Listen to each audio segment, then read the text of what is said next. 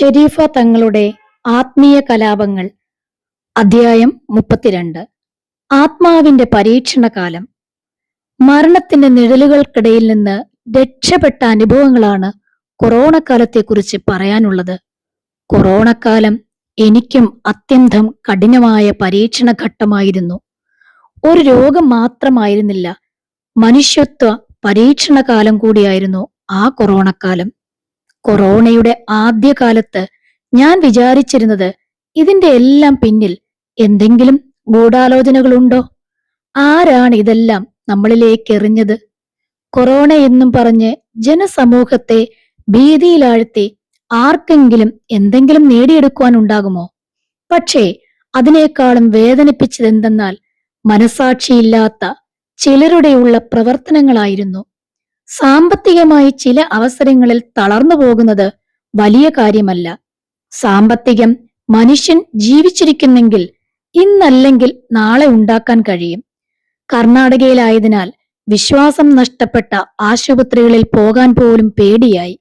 ശരിക്കും പറഞ്ഞാൽ കൊറോണയുടെ പേരിൽ മനുഷ്യരെ കാലപുരിയിലേക്ക് അയക്കാൻ മത്സരിക്കുന്ന ഹോസ്പിറ്റലുകൾ, വട്ടപ്പലിശക്കാരുടെ ബ്ലേഡിനേക്കാളും മൂർച്ചയുള്ള കഴുത്തറപ്പൻ ചികിത്സാ രീതികളാണ് പല ഹോസ്പിറ്റലുകളിലും നടന്നത്.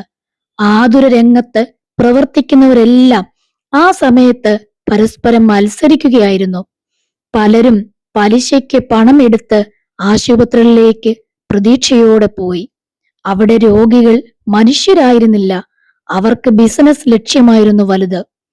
ഡോക്ടർമാരും മേലാളന്മാരും ചേർന്ന് രോഗി എന്ന പേരിൽ ജീവനുള്ളവരെ കച്ചവട വസ്തുവാക്കി. കൊറോണ എന്ന പേരിൽ ആശുപത്രിയിൽ പോയവരിൽ പലരും പിന്നീട് തിരിച്ചു വന്നില്ല. പരിചയമുള്ള പലരും അവസാന നാളിലെ ഓർമ്മകൾ പോലും ബാക്കി വെക്കാതെ പോയി മറഞ്ഞു. ആ സമയത്ത് ഞാനും എൻ്റെ മക്കളും ഒറ്റയ്ക്കായിരുന്നു ബാംഗ്ലൂർ വീട്ടിൽ. നാട്ടിലേക്ക് പോകാൻ പറ്റാത്ത അവസ്ഥ, ലോക്ക്ഡൗൺ. എങ്കിലും രോഗികളായ പലരും എന്നെ കാണാൻ വന്നുകൊണ്ടിരുന്നു. അവരുടെ കണ്ണുകളിൽ ആശ്വാസത്തിന്റെയും ഭയത്തിന്റെയും മിശ്രവികാരങ്ങൾ കാണാനായി. പനിയിൽ വിറങ്ങലിക്കുന്നവരെയും പനി മൂർച്ഛിച്ച് പിച്ചും പേയും പറയുന്നവരെയും ഞാൻ കണ്ടു. അവരിൽ ചിലർക്ക് പനിയും മരണഭയവും ചേർന്ന അത്യന്തം ഭയാനകമായ അവസ്ഥയായിരുന്നു. എന്റെ കുട്ടികളും സുഹൃത്തുക്കളും പറഞ്ഞു ഒരു കാരണവശാലും അവരെ കാണാൻ പോകരുത് എന്ന്.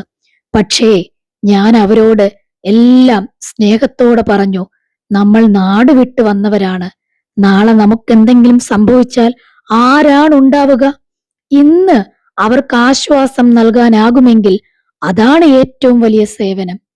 എന്റെ അടുത്ത് വന്ന 6 പേർ പിന്നീട് മരണപ്പെട്ടു. പക്ഷേ ഞാൻ അവരെ ഭയപ്പാടോടെ കണ്ടില്ല. അവർ അന്ന് എന്നിൽ നിന്നും പ്രതീക്ഷിച്ചത് ചേർത്ത് പിടിച്ച് തലയിൽ കൈവച്ചുള്ള പ്രാർത്ഥന മാത്രമായിരുന്നു. ആത്മാവിന്റെ ആഴത്തിൽ നിന്നുകൊണ്ട് ഞാൻ അവരെ ചേർത്ത് പിടിച്ചു. മരണത്തിൽ നിന്നൊരു മോചനത്തിനായി എന്ത് ചെയ്യണം എന്നറിയാത്ത പാവങ്ങൾ. അവർ പോയ ശേഷം ആ വേദന എന്നെ കീറി മുറിച്ചു. അതിനുശേഷം എനിക്ക് തന്നെ അസുഖം തുടങ്ങി. ശ്വാസം കിട്ടാതെ പ്രയാസപ്പെടുന്ന രാത്രികൾ, തൊണ്ടയിൽ മരക്കഷ്ണം കുടുങ്ങിയതുപോലെ വേദന, മറ്റു പറഞ്ഞറിയിക്കാൻ കഴിയാത്ത അസ്വസ്ഥതകൾ. മക്കളോടൊപ്പം ഹാളിലിരുന്ന് ഞാൻ മരണത്തെ നേരിട്ട് നോക്കി നിന്ന രാത്രികൾ ഉണ്ടായിരുന്നു. പക്ഷേ ഭയം തോന്നിയില്ല. എന്റെ അടുത്ത് വന്ന് പോയവരൊക്കെ എനിക്കായി പ്രാർത്ഥിച്ചെന്ന വിശ്വാസം മാത്രമായിരുന്നു എന്റെ കരുത്ത്. 3-4 സുഹൃത്തുക്കൾ വിളിച്ചും പറഞ്ഞും എപ്പോഴും കൂടെ ഉണ്ടായിരുന്നു. അതിൽ 2 സുഹൃത്തുക്കൾ എന്റെ ദയനീയ അവസ്ഥ കണ്ട് കരഞ്ഞിട്ടുണ്ട്. നാട്ടിലേക്ക് വിളിച്ചു പറയട്ടെ എന്ന് പറഞ്ഞ് ഒരുപാട് റിക്വസ്റ്റ് ചെയ്തിട്ടുണ്ട്. അവരെയൊന്നും എനിക്ക് മറക്കാൻ കഴിയില്ല ഈ ജന്മം. പനിച്ചു വന്നവരെ നോക്കിയത് കൊണ്ടല്ലേ നിങ്ങൾക്ക് ഇങ്ങനെയൊക്കെ വയ്യാതെ ആയത്, ഇല്ലെങ്കിൽ ഇങ്ങനെയൊന്നും സംഭവിക്കില്ലായിരുന്നല്ലോ എന്ന് മക്കൾ പറഞ്ഞു. ഞാൻ അവരോട് പറഞ്ഞു, നമ്മൾ ആരെയെങ്കിലും ചേർത്ത് നിർത്തിയാൽ നമുക്കും ആരെങ്കിലുമൊക്കെ എപ്പോഴും ഉണ്ടാകും. അവരുടെയെല്ലാം പ്രാർത്ഥനകൾ നമ്മെ രക്ഷിക്കും. ഓരോ മനുഷ്യനും ഒരു പ്രതീക്ഷയാണ്. ആ പ്രതീക്ഷയോടാണ് അവർ മറ്റൊരാളുടെ മുന്നിലെത്തുന്നത്. അത്തരം അവസരങ്ങളിൽ അവരെ മാറ്റി നിർത്താൻ പാടില്ല, ചേർത്ത് നിർത്തണം. മരണത്തെ ചികിത്സിക്കാൻ ആരാലും സാധിക്കില്ല, പക്ഷേ മനസ്സിനെ ചികിത്സിക്കാൻ നമുക്കാകും. പ്രതീക്ഷയുടെ ഒരു വാക്കുപോലും ജീവിതത്തിന്റെ അവസാന രാത്രിയിൽ ആത്മാവിന് വെളിച്ചമാകാം. സത്യത്തിന്റെ വെളിച്ചത്തിൽ അങ്ങനെ എന്തെല്ലാം അനുഭവങ്ങൾ! ഞാൻ ഈ പുസ്തകത്തിൽ പറഞ്ഞിട്ടുള്ള കാര്യങ്ങളെല്ലാം എനിക്കറിയുന്ന, അനുഭവിച്ച ധാരണയുള്ള വിഷയങ്ങളാണ്.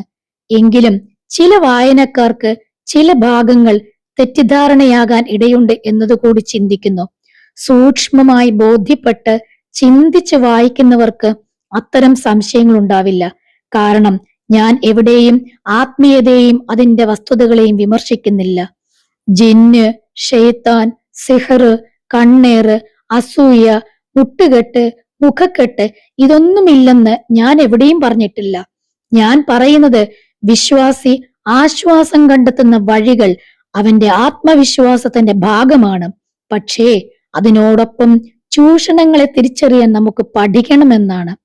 വേഷവിധാനങ്ങളാൽ, മധുരമുള്ള വാക്കുകളാൽ ആത്മീയതയുടെ മുഖം മൂടിയിട്ട് നടക്കുന്നവരിൽ ഭ്രമിച്ചു പോകാതിരിക്കുക. ഒരു സമയത്ത് 10 പേർ ഒരേ ആത്മീയ ചികിത്സകന്റെ അടുത്തെത്തുമ്പോൾ അതിൽ ഒരു 6 പേരുടെ പ്രശ്നങ്ങൾ തീർന്നേക്കാം. പക്ഷേ 4 പേർക്കും അതേ പ്രയാസങ്ങൾ തുടരും. അവർ നിരന്തരം വിളിക്കും, നേരിട്ട് കാണാൻ വരും, അവരുടെ വേദനയും നിരാശയും പങ്കിടും. അതാണ് ആത്മാർത്ഥതയുള്ള ആത്മീയ ചികിത്സകന് വേദനയാകുന്നത്.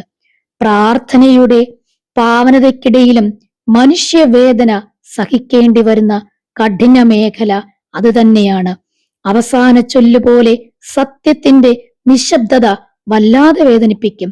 വാക്കുകൾക്ക് പിന്നിൽ നീതിയില്ലെങ്കിൽ ആത്മീയതയുടെ പേരിൽ പ്രതീക്ഷിക്കുന്ന വെളിച്ചവും കെട്ടുപോകും. സത്യത്തിന്റെ വഴി നിശബ്ദമായിരിക്കും, പക്ഷേ അതാണ് ദൈവം താമസിക്കുന്ന പാത. ഷെരീഫ തങ്ങൾ എഴുതിയ ആത്മീയ കലാപങ്ങൾ എന്ന ബുക്കിലെ ചില ഭാഗങ്ങളാണ് ഞാൻ നിങ്ങൾക്ക് വേണ്ടി വായിച്ചത്. ഈ ബുക്ക് വാങ്ങിക്കാൻ ആഗ്രഹിക്കുന്നവർക്ക് താഴെ പറയുന്ന നമ്പറിൽ കോണ്ടാക്ട് ചെയ്യാവുന്നതാണ്. 8904812598. അതല്ലെങ്കിൽ മറ്റൊരു നമ്പർ കൂടി പറയാം, 9741064598.